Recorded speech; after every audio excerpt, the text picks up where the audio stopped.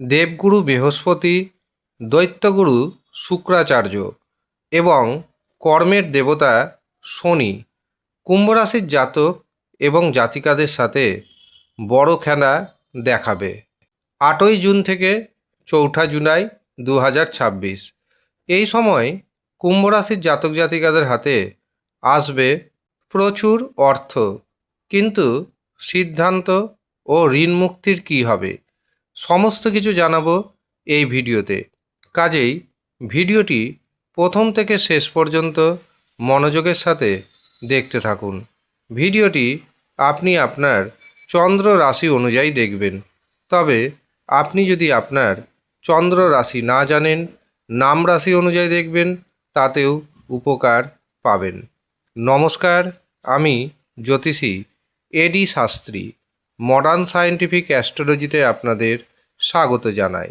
আগামী 8ই জুন 2026 থেকে কুম্ভ রাশির জাতক এবং জাতিকাদের জন্য খুবই গুরুত্বপূর্ণ সময় শুরু হতে চলেছে এবং এই গুরুত্বপূর্ণ সময় থাকবে 4 জুলাই 2026 পর্যন্ত।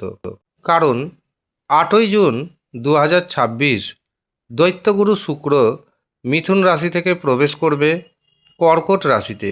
আর এই কর্কট রাশিতে আগে থেকেই অবস্থানে রয়েছেন দেবগুরু বৃহস্পতি, অর্থাৎ দুটি গুরু কর্কট রাশিতে অবস্থান করবে এবং দেবগুরু বৃহস্পতি ও দৈত্যগুরু শুক্রাচার্য তৈরি করবে গজলক্ষ্মী রাজযোগ।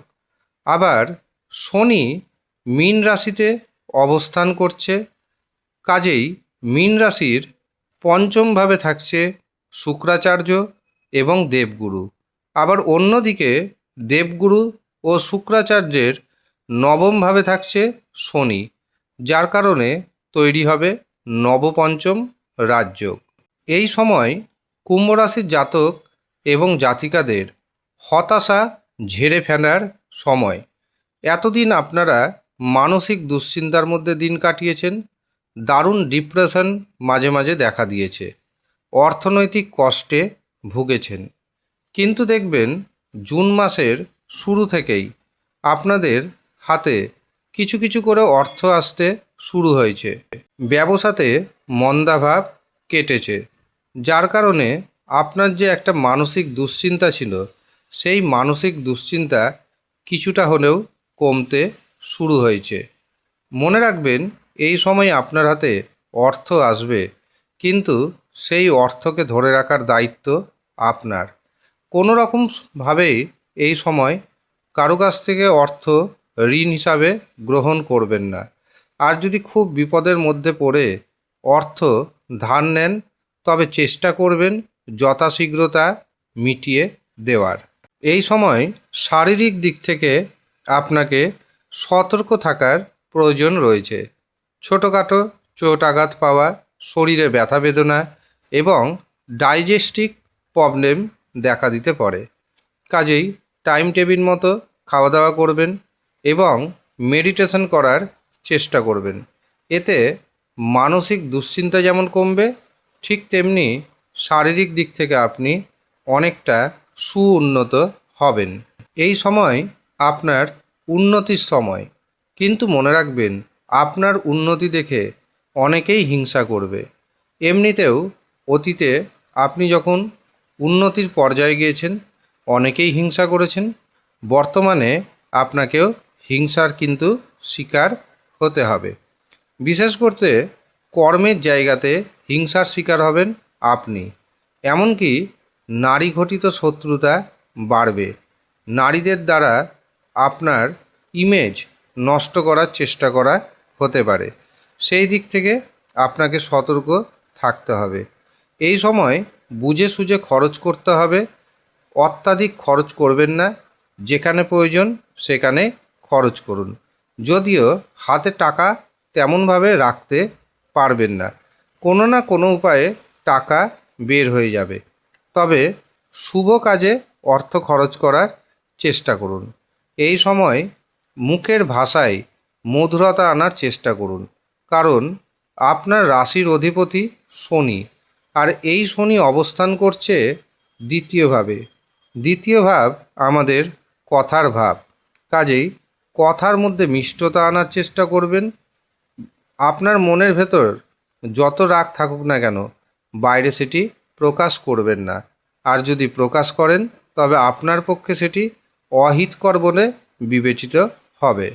পারিবারিক জীবন, দাম্পত্য জীবন যথেষ্ট সুখের দেখতে পাচ্ছি, কিন্তু দেখবেন কুম্ভ রাশির জাতক জাতিকাদের সাথে মায়ের তেমন কিন্তু বন্ডিং হবে না।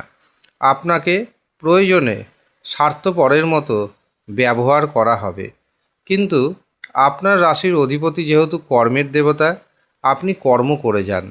আপনার মা আপনাকে যতই দূরে সরিয়ে রাখুক না কেন, আপনি মায়ের সেবা করার চেষ্টা করুন। দূরে থেকেও মায়ের সেবা করার চেষ্টা করুন। এতে আপনার মানসিক শান্তি যেমন আসবে, ঠিক তেমনি চন্দ্রের মজবুত বাড়বে। চন্দ্র যখন মজবুত হবে, আপনার মন মানসিকতা উন্নত হবে। মন মানসিকতা যখন উন্নত হবে, কর্মে মন বসবে। কর্মে যখন মন বসবে, সেখান থেকেই আপনার অর্থ আসা শুরু হয়ে যাবে। এই সময় যে সমস্ত কুম্ভ রাশির জাতক জাতিকারা বিবাহের জন্য প্রচেষ্টা করছেন, অবশ্যই বিবাহের যোগ আসবে, কিন্তু আপনাকে মাথায় রাখতে হবে পাড়া প্রতিবেশী, আত্মীয় স্বজন, বাড়ির কিছু মানুষ রয়েছে যারা আপনার বিবাহটাকে ভাঙানোর চেষ্টা করবে। এর আগেও চেষ্টা হয়েছে, বর্তমানেও চেষ্টা হবে। সেই চেষ্টা যেন না করতে পারে, তার জন্য আপনি বিবাহের জায়গাটাকে মজবুত করে নিন। তবেই দেখবেন অতীতে যে আপনার বিবাহ ভেঙে গেছে, সেই বিবাহ কিন্তু দিনক্ষণ ঠিক হয়ে যাবে। এছাড়াও যাদের ডিভোর্স হয়ে গেছে তাদের উদ্দেশ্যে জানাবো, দ্বিতীয় বিবাহের কিন্তু একটা জোরালো কানেকশান তৈরি হবে। এই সময় নিজেকে তৈরি রাখুন, জটক বিচার করিয়ে দ্বিতীয় বিবাহ করুন। আপনার দ্বিতীয় বিবাহ সুখের হতে চলেছে। কিন্তু তা সত্ত্বেও যদি দেখেন আপনার জীবনে উন্নতি বাধাপ্রাপ্ত হচ্ছে, বিবাহ বাধাপ্রাপ্ত হচ্ছে, অবশ্যই জ্যোতিষীয় পরামর্শ গ্রহণ করুন। নিজের জন্মছক বিচার করান, হস্তরেখা বিচার করান। যারা কম খরচে জন্মছক বিচার করাতে চাইছেন, হস্তরেখা দেখাতে চাইছেন, তারা নিচের দেওয়া হোয়াটসঅ্যাপ বুকিং নাম্বারে যোগাযোগ করে নিজের নাম নথিভুক্ত করিয়ে নেবেন।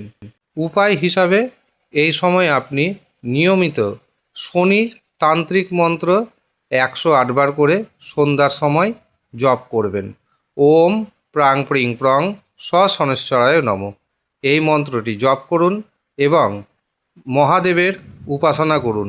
ওম নমঃ শিবায়, এই মন্ত্রটি 108 বার জপ করুন।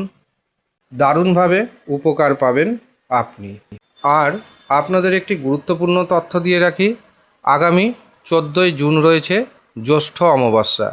এই দিন মন্ত্রপুত কবচ তৈরি হবে এবং এই কবচের দাম রাখা হয়েছে সবার কথা মাথায় রেখে মাত্র 1200 টাকা। যারা এই মন্ত্রপুত কবচগুলি পেতে চাইছেন তারা নিজের সমস্যা জানাবেন, নাম গোত্র জানাবেন এবং বুকিং করিয়ে নেবেন। তবে মনে রাখবেন শেষ মুহূর্তে কিন্তু এই কবচের বুকিং নেওয়া হবে না।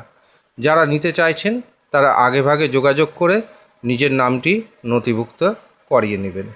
ধন্যবাদ।